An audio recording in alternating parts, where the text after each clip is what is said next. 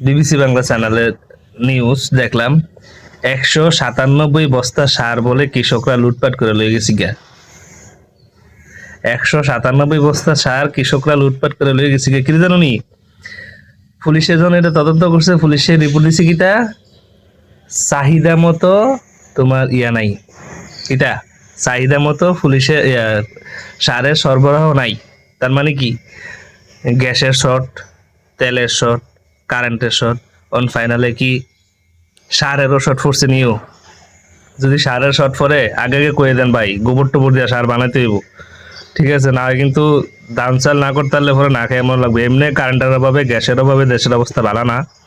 কলকারখানা ফ্যাক্টরি বন্ধ দেখিতে আছে, কারেন্টের জ্বালায় বাঁচি না, গ্যাসের জ্বালায় বাঁচি না, ভাত তো রান্ধা খাইতারি না, গ্যাসের চুলে যে কতদিন হয়েছে আল্লাহ জানে, ঠিক আছে? তো যদি সারও শর্ট ফেরে থাকে আগে আগে কয়ে দেন ভাই।